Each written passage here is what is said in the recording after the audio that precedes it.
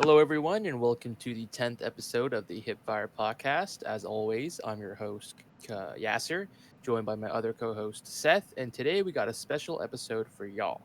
Reason being is today we'll be speaking with a prominent analyst in the CDL scene, the creator of the CodLeagueStats.com, and with over 1,500 followers on Twitter, he is Karsen. How are you doing, my man? Doing good, guys. How about you?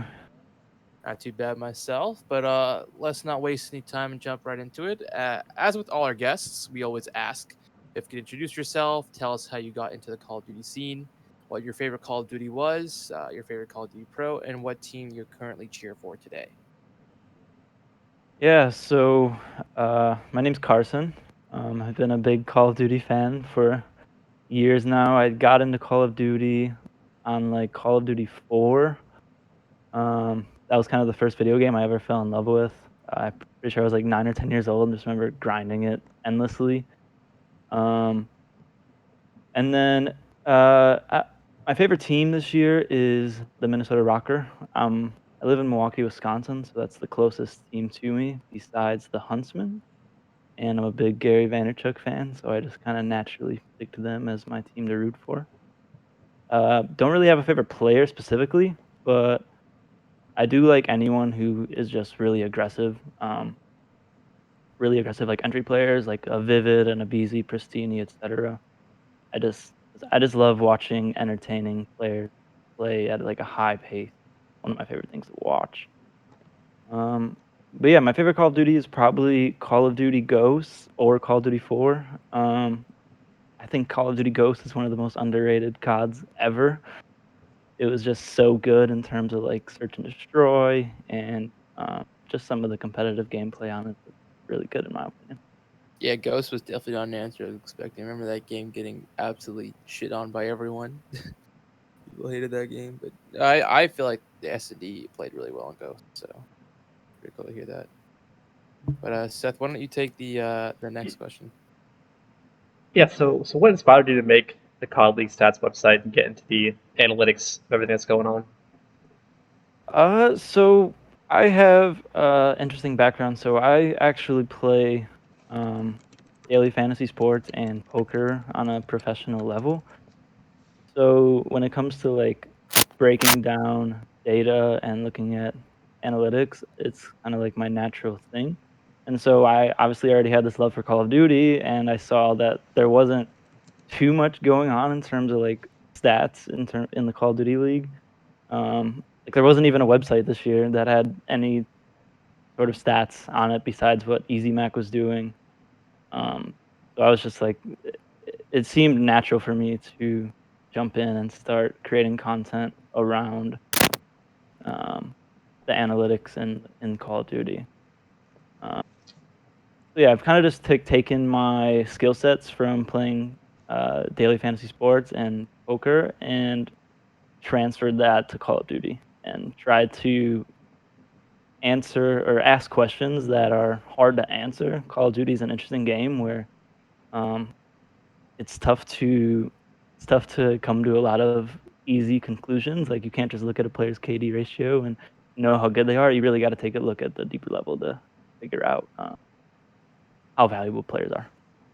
That's definitely a very interesting thought that you put out there. That I think I remember seeing a tweet from EasyMac earlier in the year where he talked about how it's absurd that guys like him and you and others in the scene that create these stats have to even create them. Like the fact that the league itself isn't producing these stats is kind of absurd.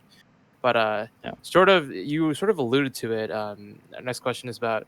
I know you posted an article about how people obsess over Katie. I mean, even myself and I know Seth. Sometimes we solely look at Katie to help determine performance. But I know you talked about AKD and you came out with that stat to help. That was your solution to something that's better than Katie. Can you try and like explain that a little bit? Yeah. So really, I just created I guess you could say, a model of trying to figure out a better version of kill death ratio. Because there's so many different factors that go into a player's KD. What team are they on? Are they winning games, losing games? Are they running an SMG? Are they running an AR? Are they the entry player? Are they having low engagements or high engagements on the map. Are they playing the hill or not playing? So really, it's a model that I created to kind of try and factor out the noise and get every player to the same baseline. So it's trying to create a version of KD where every player, if they were playing on the same team, using the same weapon, and playing the objective in the same way, what their actual KD ratio would be.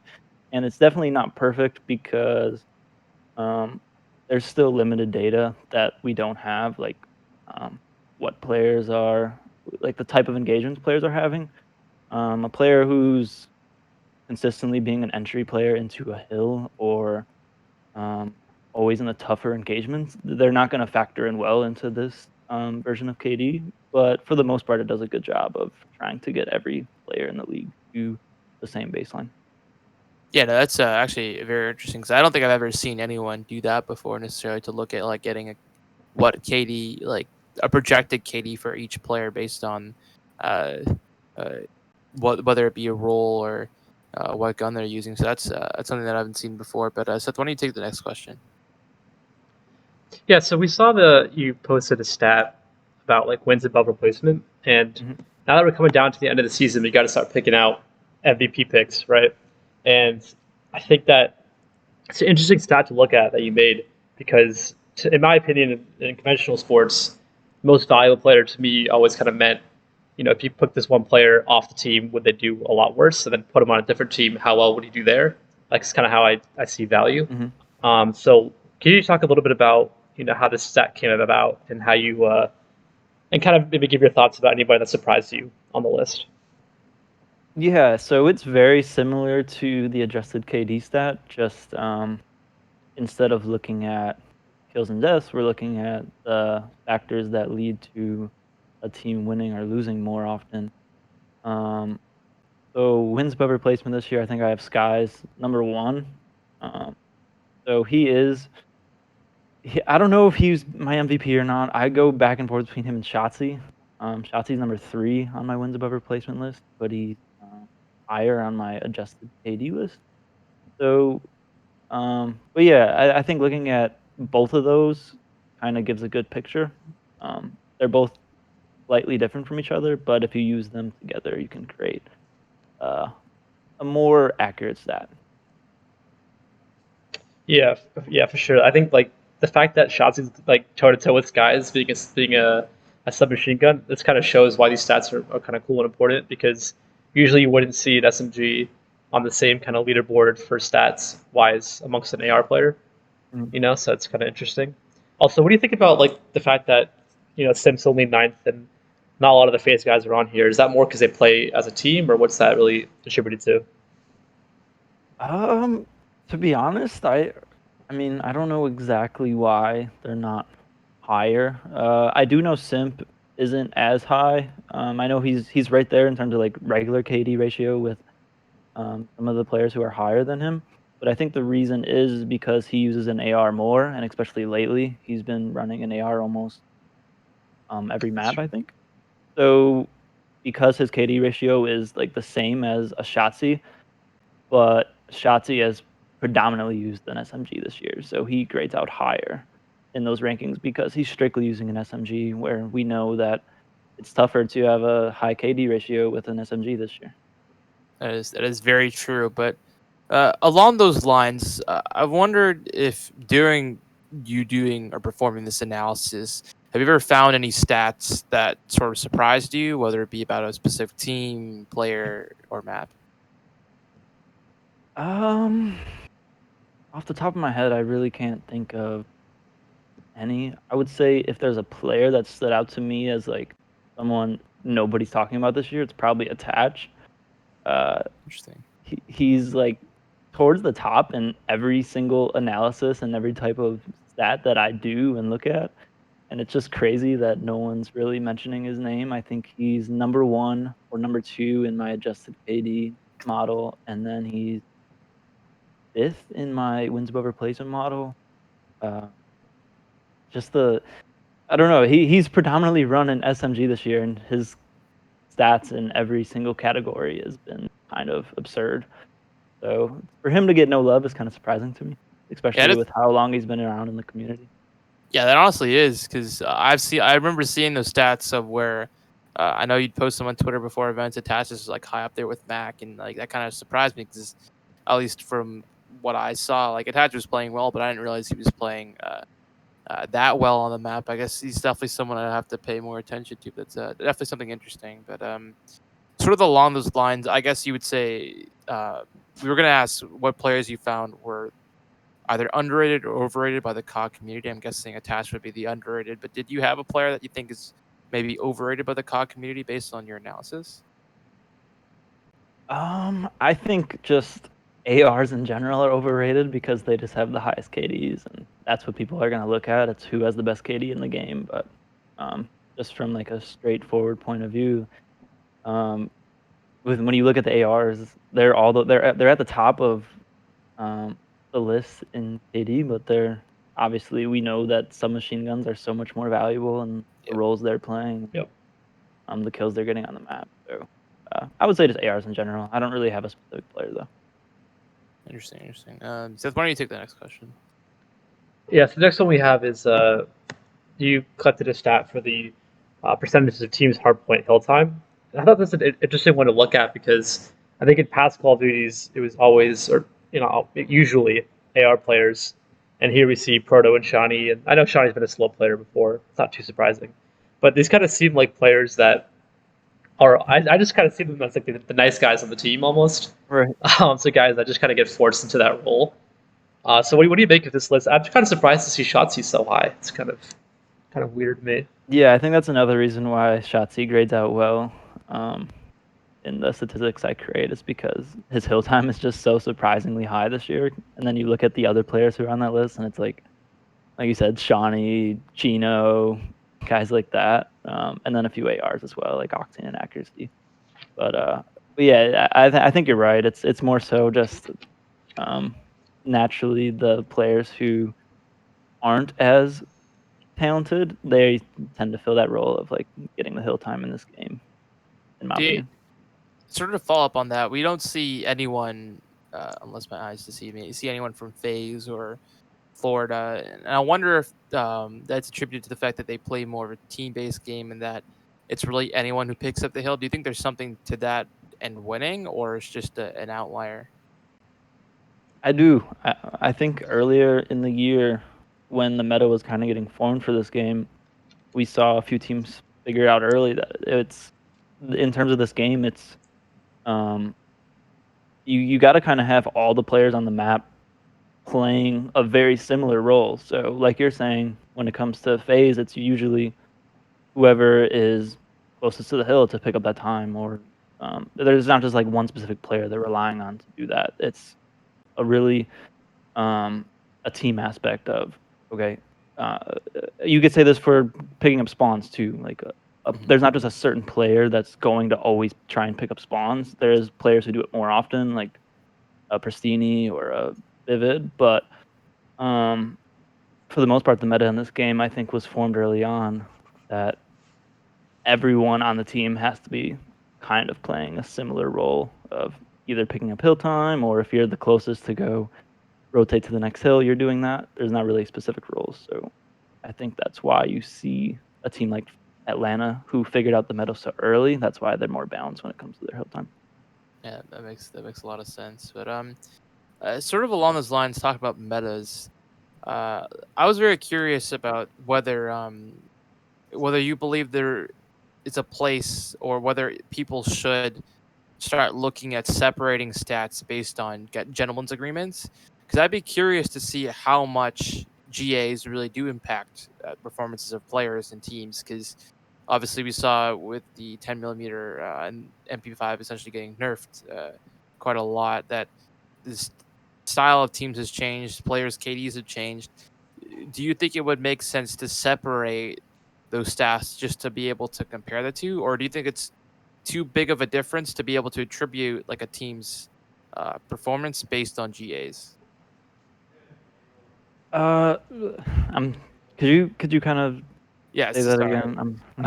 Essentially, do you think we should? I said a lot there. That's my apologies. But essentially, do you think you should separate stats based on like different GAs or different metas? So you're saying like separate like the times of the year, like looking at stats or looking Yeah, at to get like a better perspective of how maybe a team would play in a certain meta versus another one. for sure. I think you can look at that. For the most part, though, I think when it comes to GAs, that a lot of players are just so skilled they're gonna always adapt. Like, Mhm. um, I'm not so big on. Everyone seems to get like offended when there's a lot of GAs, but to me, it's Yeah, like players are gonna adapt, teams are gonna adapt. They're so skilled at what they do that they're gonna figure it out regardless. Do certain GAs are they gonna affect certain players? Yes, but for the most part, I think the players are so skilled they're gonna figure it out anyways. I think one that's interesting right now is in the AM community. It's all about Parasite and the Ram, and they're all the trying to RAM. get that ban Yep. on Yep. him. um, so that's one where specifically I think it could actually affect him, and he's so like passionate about trying to keep that um, Yep. as a gun that he can still use. So that one's interesting. But for the most part, at the pro level, I think players are going to adapt to any set of GAs. Yes. Yeah, it's a good point. I was just thinking about a C running an M4 and Mac as well when I went to the M4 majority meta.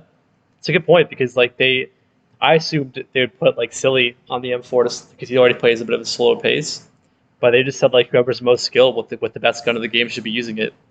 So they handed it to who has the best gun skill. It's kind of interesting. For sure. So moving on from there, you started doing these stats, which I found really interesting for different S&D maps, kind of deciding when how frequently the offensive wins depending on what kind of push they use. And so the question I want to ask here is just kind of breaking it down. Do you think that this is something that teams focus a lot on or need to focus more on? Because personally, I think that the way S&Ds play at the pro level this year isn't kind of the best as we've seen in the past. I feel like the worst is probably IW with the 4-man hits. But this year, I feel like there's not really been good usage of smokes or like set strats, and it seems to be a lot of like waiting, maybe for Deddy or just waiting in general, and then making a play, kind of to clutch around. So can you talk a little bit about like how this stat came about and what kind of use that you saw in the stat? Yeah, so it's actually one that I'm starting to work on again. I didn't get around to finishing it completely. It's just so hard to track. Like every SND game, it takes me like 20 minutes to do, and obviously there's so many games to track. Um, but yeah, I think it is something that certain teams I think are looking at. Um, the teams that are really good in SND, it seems like they're very good at sticking to the strategies they succeed with and using them more often. Um, when it comes to what was I gonna say? Um, when it comes to like specifically on maps, like you were saying, the dead silence thing, I think that's affected it a lot this year. Not having your players be able to get around the map and be sneaky around the map unless they have their dead silence. So once in the beginning of the year, it was 2 minutes per round, and when it got changed to a minute and a half, I think that it changed a lot of things because players just didn't have their dead silence as often. So it led to a lot of teams having to kind of do these neutral, like mid map setups where they're just like searching for that first blood before they do anything else. Whereas in previous titles, you kind of see more aggressive strategies where every player is, if you can't hear the players, you're going to be able to do more aggressive strategies. But I think that is what affects it this year for sure. Just to follow up on that, I saw you in the replies to some of these tweets, talking about how you believe teams should focus more on achieving sort of similar to that win percentage, that's ideal, as opposed to trying to achieve the 100% win percentage that teams so often go for and often fail as a result on. Mhm. So I was wondering if you could speak to that and what you think teams should at least try and do moving forward. Yeah, so kind of what I meant by that is that teams try to play too perfect instead of just trying to play above. So like on a specific map, I think like Arklov Peak, the offensive win rate percentage on that is like 43%. So if you're trying to play a perfect offense and trying to win every single offensive round, I mean, obviously you're going to try to win those offensive rounds, but if you're trying to like mix up your strategy so much so that like you're unpredictable instead of just using the strategies that you know that work and using them more on maps where say the offensive win rate is lower. On like our club, it's 43%, and I think from my research I did, like fast A pushes were winning at a like a 55% rate. So you should be doing more fast A pushes because those work more instead of like trying to balance going to B or setting up mid map. Uh, I think teams just aren't doing the strategies that are working enough, and that's kind of what I meant by that. Yeah, that's a good point. I just recalled New York playing Arclaf Peak and some of the rounds offensively we critiqued in the past. And that was kind of the critique I had was that they would have it was clear they had a strat, right? They would get maybe a first blood, and then all of a sudden they would just freeze in the middle of the map. And just because as soon as they got like the first kill, let's say on A side, if two of them are B, they have to figure out, okay, do we call up the rotation or do we just push the bomb site? I think a lot of times teams get stuck in that like kind of do we wrap, do we just push? We have the numbers, and they kind of forget what strat they had in mind and just run out the middle of the map. That's why I think FaZe does so well in SMDs because they can make those mid-down adjustments really well, and other teams can't. I don't think as well. But then again, like when FaZe against the Huntsman on that Petrograd map, when Archie's got that 1v2, I feel like that was an example of them just trying to play like too perfect in that scenario and getting caught out. So I think like there's a balance of mid-round adjustments, but also like you said, having a strat and sticking with it. I think it's just about like finding that balance and perfecting S&D in that way is what I think teams need to focus on. Yeah, no, I definitely agree.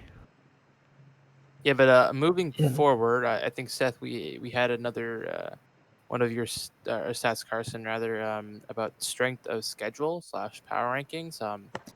The ones we just got. I know you made ones prior to this morning, but we have the ones with Toronto Ultra Weekend. We were also just curious what your thoughts are with these rankings, what went into them, and because we've seen power rankings throughout this entire season, and obviously it's been very difficult given that not every team's at every event, but we've never seen one made based on strength of schedule. So I was curious what went into this one. Yeah, so basically what my model does is it looks at all three game types and it figures out what their expected plus or minus points scored in those game types are. So like in Hardpoint, Atlanta, I'm looking at them right now. Atlanta's against a neutral team, they're expected to win by 19.8 points against a neutral team. And basically, so what it does is it takes all of their games this year that they've played in Hardpoint, and it looks at their point differential in those games, and then it takes, so say they're playing London and they beat them by 30, and London loses an average game by 5 points.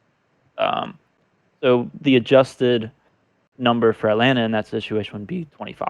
So what it's doing is it's finding how much their margin of victory is in games, and then adjusting it for the opponent they played, and then the final result is I get the rankings for every game type. I do that for Hardpoint, Search, and Dom, and then I weight each game type by how often it's played, and then I get their total year-long power ranking. Yeah, that's very insightful, and I think Seth and I were sort of wondering. This is a follow up to that question: is given that all these stats, or a lot of these stats and calculations you've done are sort of new to our scene. I think we were wondering if an org ever approached you about a position, and if they did, or if they haven't, would you ever consider working for one of these like CDL orgs? Yeah, definitely. That's really my goal with all this. It's to eventually catch a team's interest and start out in a small role with them and work my way up from there and try and take advantage of some of the inefficiencies we're seeing right now with everything being how new it is. I think Call of Duty's evolving really quickly, as we've seen in the past few years. Like a couple years ago, it was unheard of to have a coach for your Call of Duty team, and Yeah. now every team is a coach. or multiple coaches. I think London has like 3 or 4 coaches. Yeah. So I think we're seeing Call of Duty evolve to that point.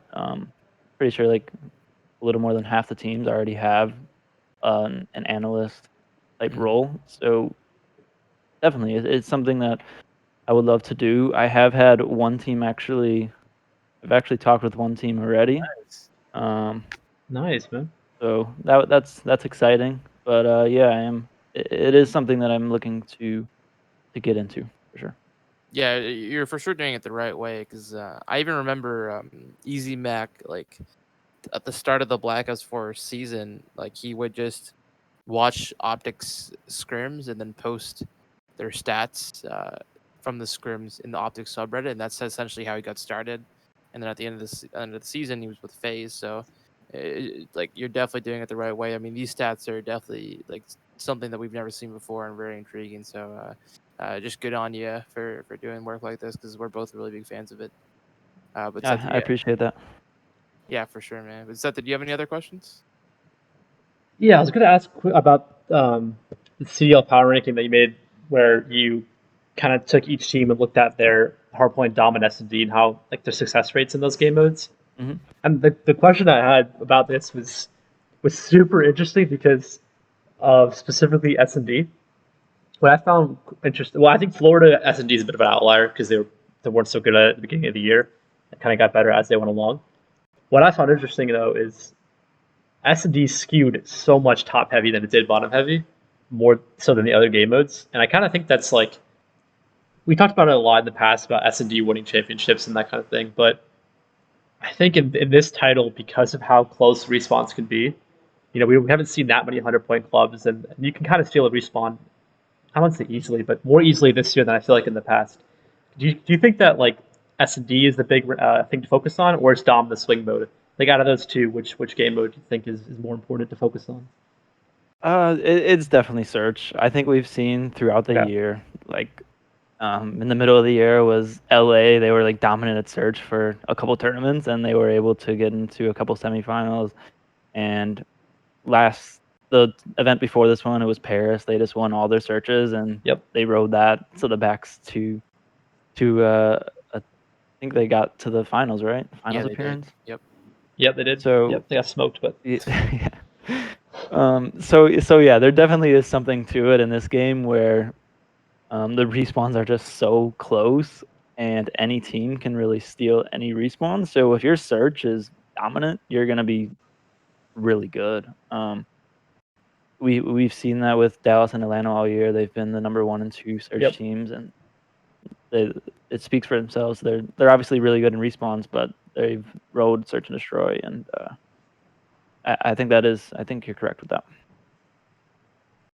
Cool. Okay, and yeah, one more question too. So you're talking a bit before about analysts in the CDL and how it's kind of a new thing, and I still like see there as an opportunity for people like you and others, stat guys and people that look at the analytics because not only for analytics but also in terms of spawns and in terms of strats, Mhm. because we've seen a lot this year people complaining about certain spawns, and I think the one that comes to mind right away is the Hackney Yard Dom C spawn that Yep. just continuously screws teams. But I was wondering, like, so if as from an analytic viewpoint, when you see something like that, is your thought first like, how do we fix this? Do we leave someone at C and force them to 4 hit B and try to get try to switch like hold of CB setup, or is like where does your mind go when you see like a common thing that teams mess up? Does it go to like how do we fix it, or does it go to more of like a I don't know what I'm trying to ask. I guess I'm just saying I like gotcha.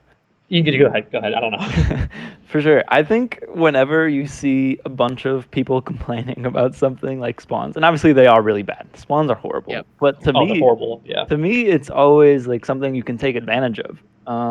So you can put in the extra work to figure out why those spawns are happening. And I think early in the year when everyone was complaining about spawns and like Hardpoint and Dom, um, there was a few teams that figured out the spawn system earlier than others, and they rode that to success. So I think it definitely is an area where anytime there's like complaining going on or something that teams don't like, uh, if you just put your head down and kind of um, figure it out per se, or figure out how to work with it, or take advantage of, or just figuring it out before other teams, or figuring out how to maneuver it.